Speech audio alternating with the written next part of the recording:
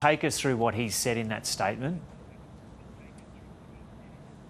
Yeah, so that's right. So he hasn't repeated that call, and I should point out that the major criticism was of two things. One was that he'd actually posted out a photo of him with a baseball bat next to Alvin Bragg, who's the DA in New York. People took that as potentially inciting violence and also suggested there'd be death and destruction.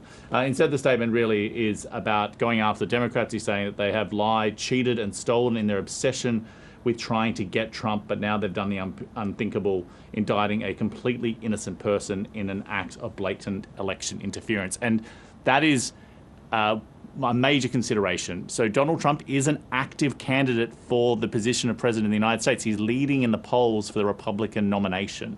He is one of the major contenders for the top job in the country. And many analysts say that this could actually be a political win for him because it's likely to get his base fired up, angry, and help him through that primary contest. So Donald Trump is facing a raft of legal challenges. It's hard to actually keep up with each of them. This is just one. There is issues around January 6th and his involvement in there. There's also about allegations of electoral interference when it comes to the election in Georgia that happened with the presidential election. There are multiple issues happening at once, but many say that this is the most difficult to prove potentially case.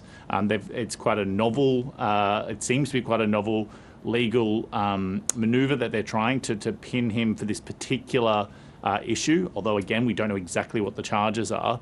But what it means is that Donald Trump is very clearly able to paint himself as being a victim of an oppressive state. He loves talking about the so-called deep state that's coming to get him, and this gives him that evidence, if you will, to those people who are diehard supporters. Again, that's without evidence, but this is an extraordinary move by the district attorney. He has been under a huge amount of pressure, not only from Donald Trump, but also by other Republicans who have been calling for the district attorney in this case, who's leading the case, to actually appear before Congress to give them more information about the charges. So this is a hot political issue here in the United States, and no matter really how this plays out with Donald Trump, justice moves slow in the United States. This could easily be playing out over a year, but it's going to be a major political issue, and it's going to be a major question for many of the Republicans about which side do they take on this debate, if you will, whether or not they back Donald Trump in his accusations that this is politically motivated, or if they say they want justice to be served without